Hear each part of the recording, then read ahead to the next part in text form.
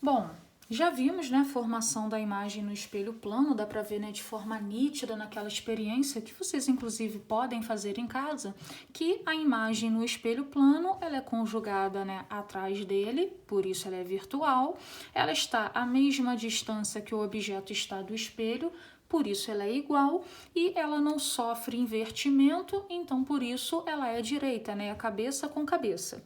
E dentro dessa formação de imagem, a gente observa também um fenômeno que ocorre devido à translação desse espelho.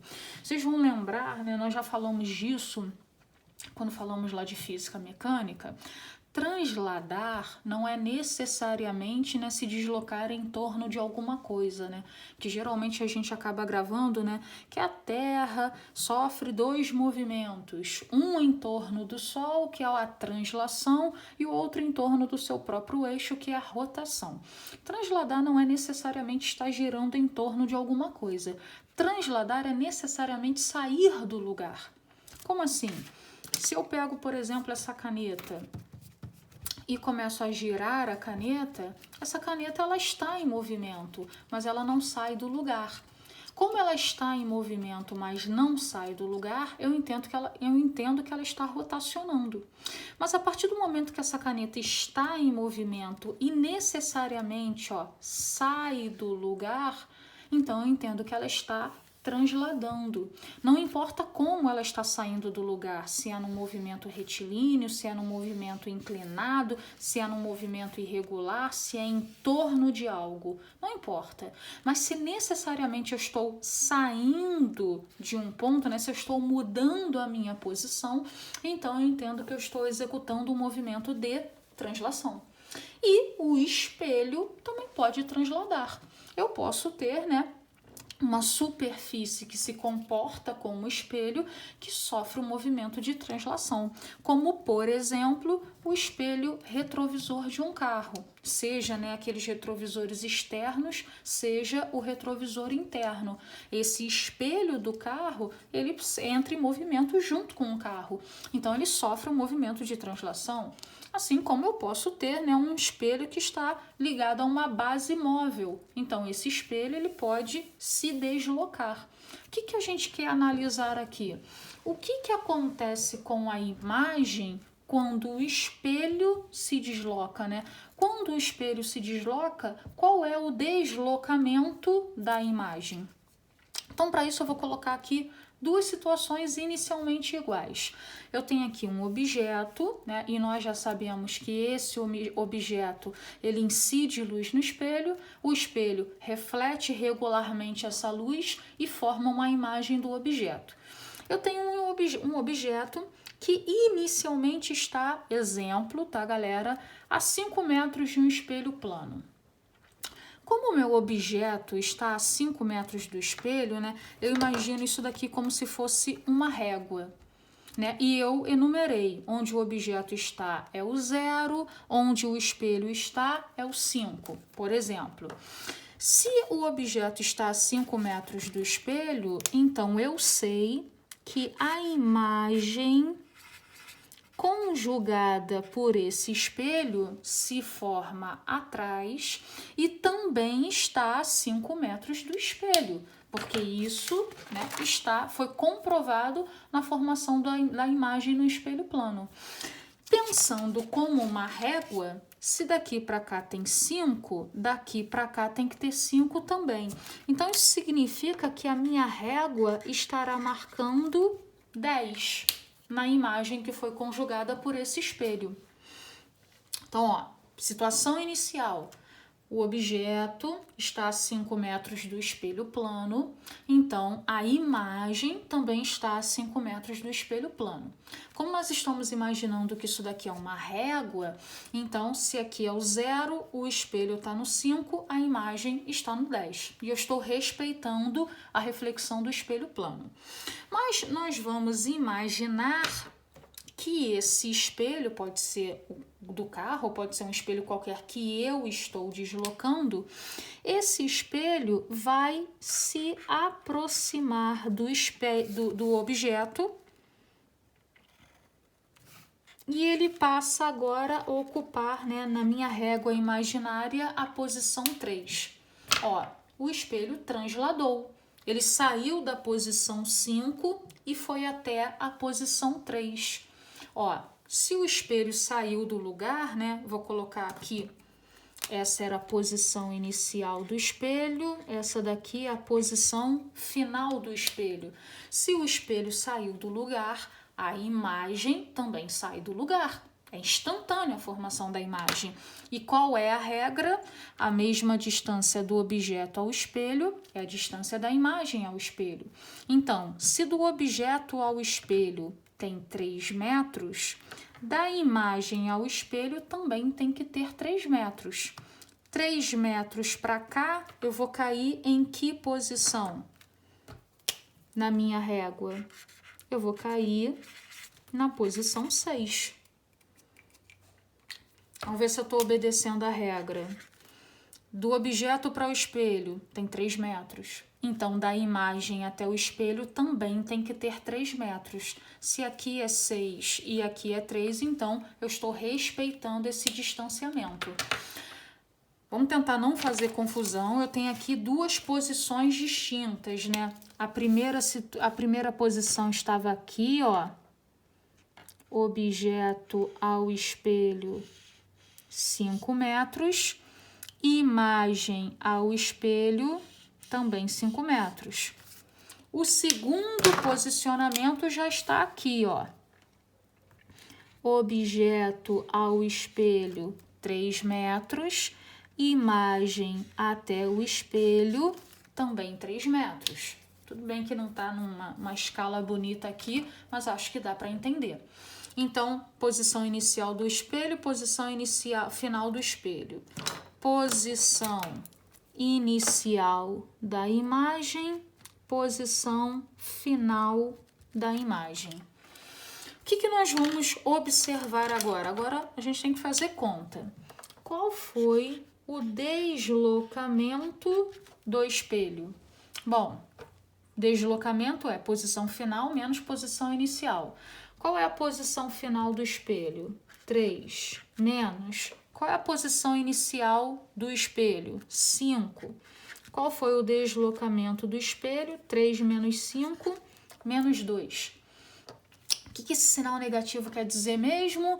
Que ele andou para trás. O espelho andou 2 metros para trás. O sinal negativo aqui é só sentido para mim, mas o espelho se deslocou 2 metros. Vamos analisar agora o deslocamento da imagem. Deslocamento da imagem é sua posição final menos a sua posição inicial. Qual é a posição final da imagem? 6 menos. Qual era a posição inicial da imagem? 10. Então, a imagem se deslocou 6 menos 10, menos 4 metros. O que é o sinal negativo? Que esse deslocamento aconteceu para trás. Então, ó, espelho deslocou 2 para trás, imagem deslocou 4 para trás também. Vamos para mais uma possibilidade. Situação inicial idêntica, eu tenho um objeto que está a 5 metros de um espelho plano. Então, onde a imagem desse objeto se forma? De acordo com a regra, também a 5 metros do espelho. Então, aqui está a minha primeira imagem. Imagem 1 para a minha primeira posição do espelho. Se daqui para cá tem 5, daqui para cá tem que ter 5 também. Vamos pensar numa régua, 0, 5, bota mais 5. Então, nessa régua, a imagem está na posição 10. Só que esse espelho, né, ele tem que transladar, ele tem que sair do lugar. Eu vou afastar o espelho de forma que ele ocupe a posição 9. Trazer o espelho aqui para bem pertinho de onde a imagem estava. Ó, trouxe o espelho para a posição 9. Essa daqui é a posição inicial do espelho, essa daqui é a posição final do espelho. O espelho transladou, o espelho saiu do lugar. Como agora, né, a distância do objeto ao espelho vale 9, a distância da imagem ao espelho também tem que valer 9. Então, ó, o espelho está aqui no 9. Onde estará sua nova imagem? 9 para lá também. A nova imagem, de acordo com a nova posição, vai ocupar a posição 18 da régua. Ó, do 0 ao 9 tem 9. Do 9 ao 18 tem 9 também. Eu estou respeitando a regra da formação da imagem no espelho plano. Vamos fazer a mesma observação que nós fizemos lá em cima. Vamos lá. Qual foi o deslocamento sofrido pelo espelho? É a sua posição final menos a sua posição inicial. Qual é a posição final do espelho? 9 menos. Qual era a posição inicial do espelho? 5. Então, o meu espelho se deslocou 4 metros. Qual foi, nesse mesmo momento, o deslocamento da imagem? Também é a sua posição final menos sua posição inicial. Posição final da imagem, 18, menos posição inicial da imagem, 10. Então, a imagem se deslocou 8 metros. Eu dei a vocês duas possibilidades, né? A possibilidade da aproximação e a possibilidade do afastamento do espelho. E nessas duas possibilidades dá para observar um padrão de comportamento. Que padrão é esse? No primeiro exemplo, quando o espelho se deslocou 2, a imagem se deslocou 4, o dobro. No segundo exemplo, quando o espelho se deslocou 4, a imagem se deslocou 8, o dobro. Então, qual é o padrão de comportamento quando o espelho sai do lugar?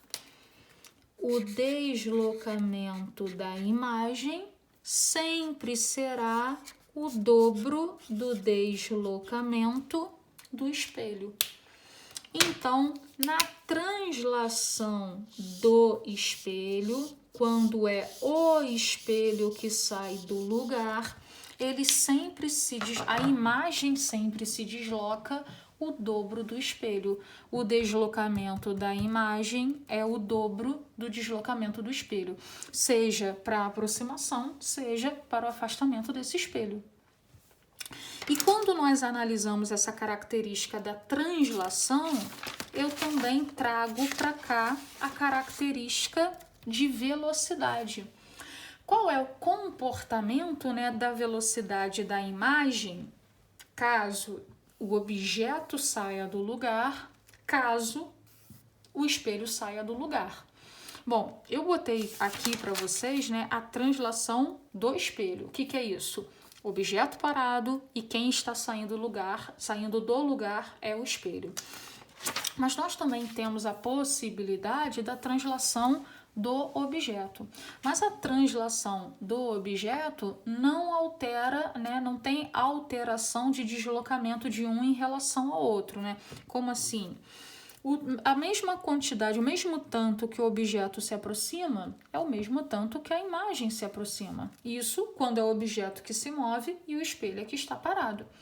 Então, eu vou observar o seguinte: se eu tenho um objeto se aproximando do espelho com velocidade v1, então isso significa que a imagem conjugada por esse espelho, que se forma atrás dele, vai fazer a mesma coisa. Vai se aproximar também com velocidade v1. Observem que aqui espelho parado e objeto transladando. Se o objeto se aproxima com velocidade v1, a imagem faz a mesma coisa, também se aproxima com velocidade v1. Da mesma forma, se o objeto se afasta com velocidade v2, a imagem faz a mesma coisa, se afastará com velocidade V2. Só que mesmo esse esquema aqui sendo simples, vocês precisam prestar atenção no tipo de pergunta que o exercício está te fazendo. Ele pode te perguntar o seguinte: se o objeto se aproxima do espelho com velocidade V1, qual é a velocidade da imagem em relação ao espelho? Bom, se o objeto se aproxima com velocidade V1, a imagem se aproxima com velocidade V1 e o espelho está paradinho. Então, qual é a velocidade da imagem em relação ao espelho? V1 também. Qual é a velocidade da imagem em relação ao solo? Bom, a imagem se desloca com velocidade V1, o solo está paradinho. Então, a velocidade da imagem em relação ao solo é V1 também.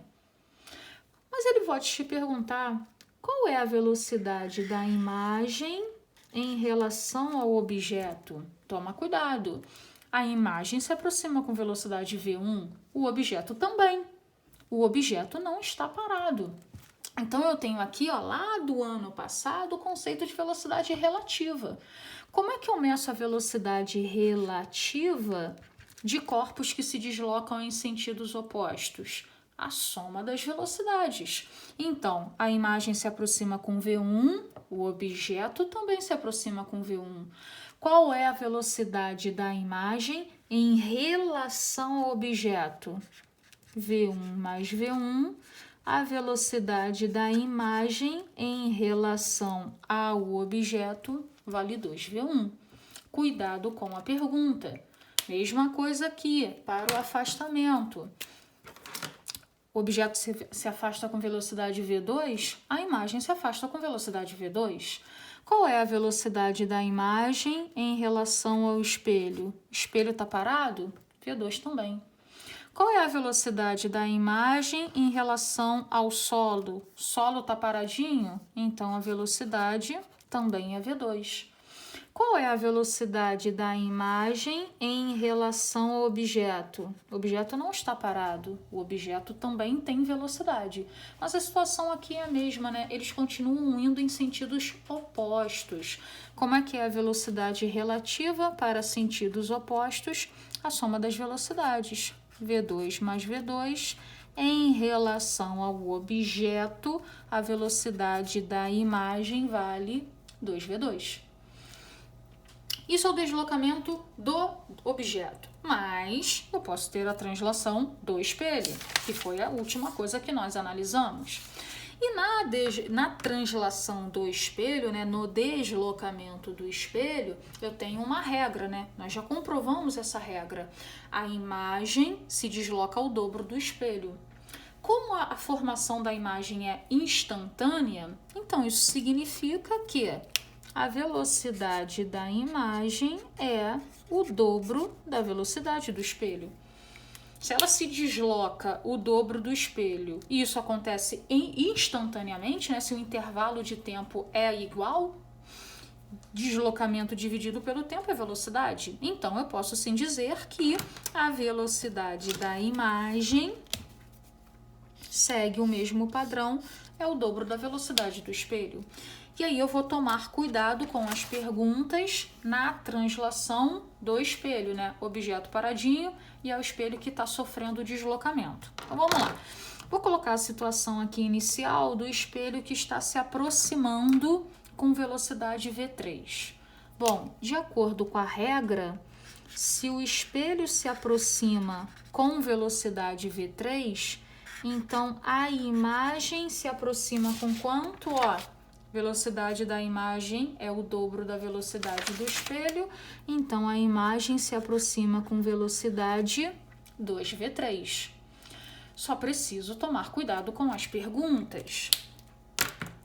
Qual é a velocidade da imagem em relação ao objeto?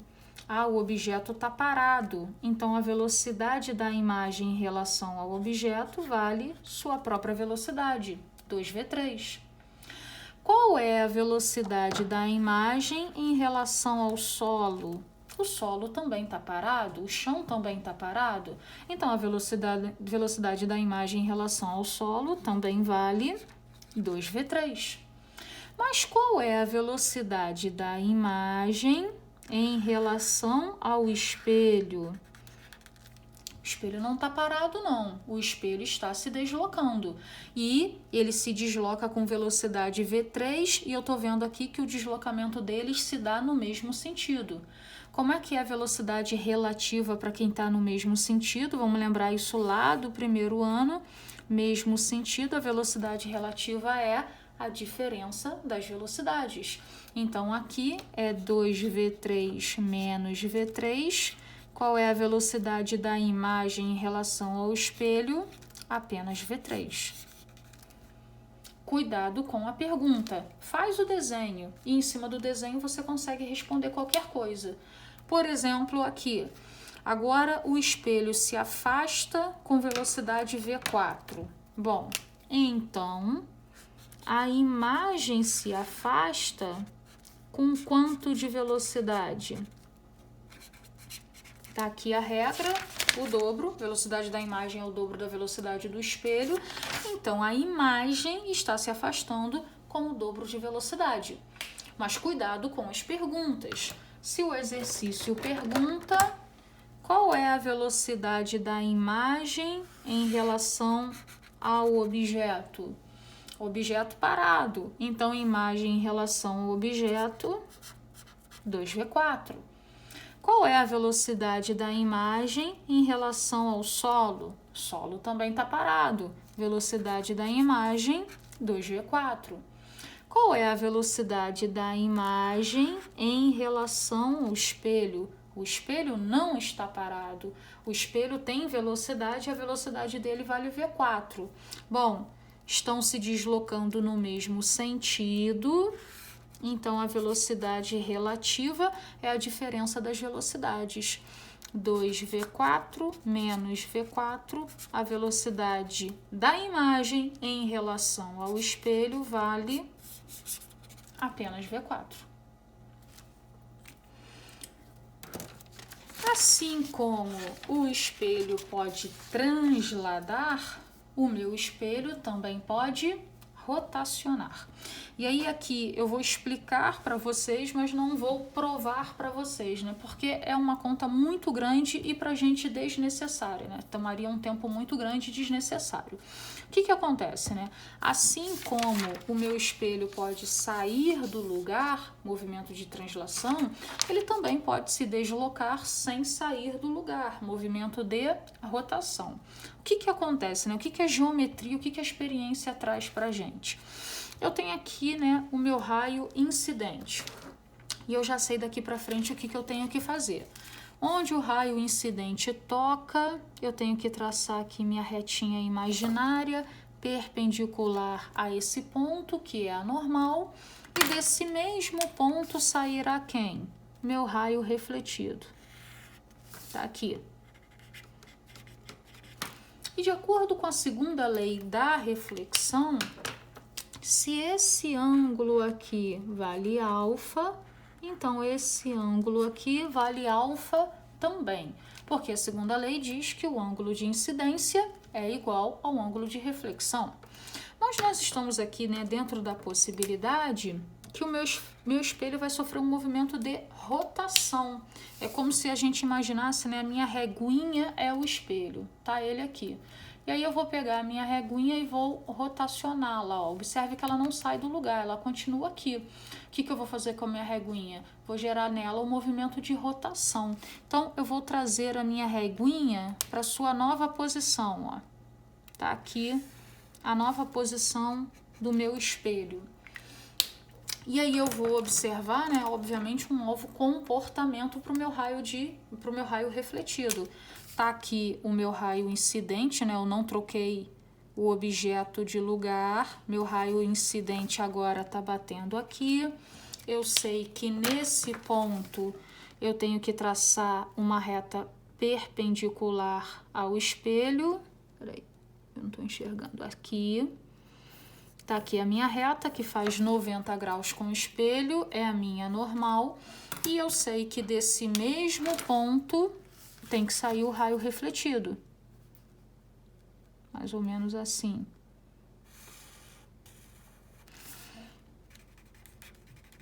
E de acordo com a segunda lei da reflexão, se esse ângulo aqui vale θ, então este ângulo aqui vale θ também.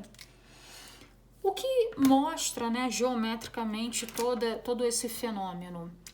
Como eu rotacionei o meu espelho, eu vou dizer que eu rotacionei o meu espelho num ângulo beta.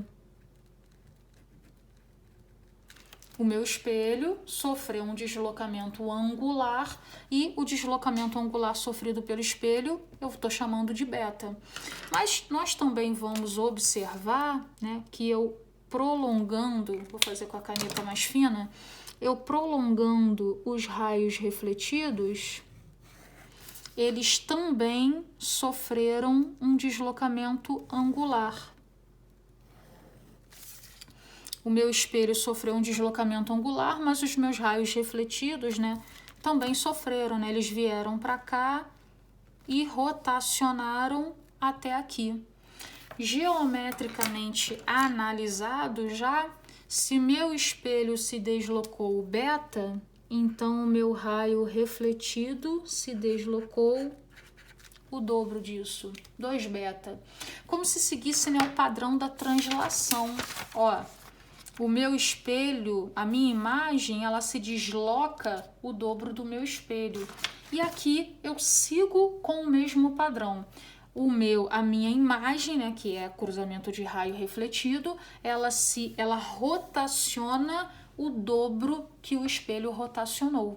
Então, eu tenho como regra que o deslocamento angular do espelho, o deslocamento angular do raio refletido é o dobro do deslocamento angular do espelho. Então, se, por exemplo, né, eu rotaciono o meu espelho em 5 graus, então eu rotaciono o meu raio refletido em 10 graus. Quem, por exemplo, né, tá acostumado a manusear o retrovisor do carro, vê que isso é fato, né? Quando você está lá regulando seus espelhos retrovisores, né, que estão na lateral do carro, você observa que um pouquinho que você mexe, né, porque o retrovisor, além de transladar, quando o carro está se deslocando, ele também rotaciona quando a gente está lá regulando o espelho retrovisor.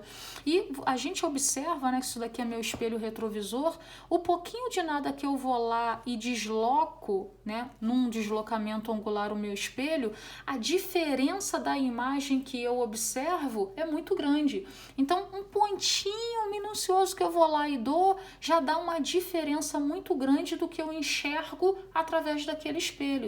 Por que a diferença é tão grande? A diferença é muito grande porque o tanto que eu mexo o espelho, eu mexo no dobro a imagem. O deslocamento do raio refletido é o dobro do deslocamento, né, angular do espelho. Para a gente, né, terminar os fenômenos associados aos espelhos planos, nós também podemos associar espelhos planos, né? O que é isso? Eu posso pegar 2 espelhos planos, né, e associá-los com um certo ângulo alfa. Antes de eu mostrar, né, a matemática dessa associação, eu vou mostrar para vocês, né, experimentalmente o que acontece quando nós associamos 2 espelhos planos com um certo ângulo alfa. Essa experiência que eu vou mostrar para vocês, ela não só, né, mostra esse fenômeno da associação do espelho, como primeiro ela reforça o fato de que a imagem no espelho plano se forma atrás dele. Então, depois dessa experiência, a gente volta só para arrematar a característica algébrica dessa associação.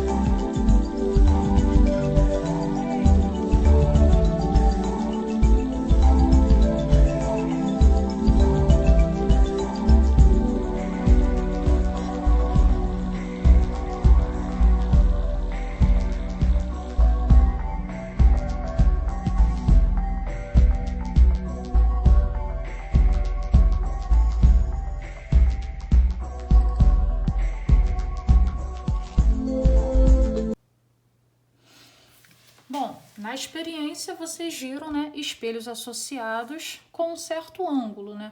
Mas antes de eu falar dessa associação que vocês viram a experiência, e se ao invés de eu colocar espelhos associados com um certo ângulo, eu colocar dois espelhos paralelos entre si e entre esses espelhos um objeto? O que vai acontecer? Tem aqui, por exemplo, né, espelho 1, espelho 2. O espelho 1 vai conjugar a imagem desse objeto atrás dele, com todas aquelas características, virtual, direita e igual. O espelho 2 vai conjugar a imagem do objeto também atrás dele, respeitando as mesmas características. Mas o espelho 2, né, ele vai receber não só a luz do objeto, mas ele também passa a receber a luz dessa imagem que foi conjugada pelo espelho 1. Então, por causa dessa imagem, essa imagem se comporta como objeto para ele, então ele também conjuga a imagem da imagem. Aí o espelho 1 também vai olhar para essa imagem que vai conjugar a imagem da imagem. E isso vai se repetir infinitamente. Então, se eu coloco, né, espelhos paralelos entre si e entre eles um objeto, qual o número de imagens que essa associação vai conjugar? Infinitas, porque a imagem de um espelho vai ser objeto do outro e a imagem do outro vai ser objeto para o outro também, e isso vai se repetir e tende ao infinito. O finito é quando eu passo a ter um ângulo entre esses espelhos, né? O infinito é quando eles estão paralelos entre si, então o alfa vale 0. O finito é quando entre esses espelhos existe um ângulo de associação, né? Eles não estão paralelos entre si. E vocês observaram que dependendo do ângulo entre os espelhos, eu terei um número diferente de imagens conjugadas. E esse número de imagens conjugadas é dado por essa simples equação aqui. O número de imagens, né, o N, vamos ficar bem atento, que está representando o número de imagens conjugadas, ele vai ser 360, né, a rotação máxima entre esses espelhos, 360 dividido por alfa, que é o ângulo qual esses espelhos estão associados, menos 1. Por que menos 1, né? De tudo que eu estou vendo, né? Por exemplo, aqui eu vejo quantos objetos. Vamos lá acender. Eu vejo quantos elementos. Eu vejo 1, 2, 3, 4. Mas desses 4 elementos, apenas um é real. Apenas um é objeto. Os outros são imagens. Nesse exemplo aqui, então, N é o número de imagens, mas eu observo, né, que de tudo que eu vejo, eu tiro 1, porque 1 é real, 1 é o objeto. Então, na associação onde existe um ângulo entre os espelhos, o número de imagens vai ser dado por 360 sobre alfa menos 1. Se esses espelhos estão paralelos entre si, o número de imagens conjugadas tende ao infinito. Então, com isso, nós encerramos, né, todas as possibilidades, todos os fenômenos para a formação de imagem no espelho plano. Depois disso, resolvemos aí nossos exercícios e consolidamos formação de imagem em espelhos planos. Pessoal, grande abraço para vocês, até a nossa próxima aula.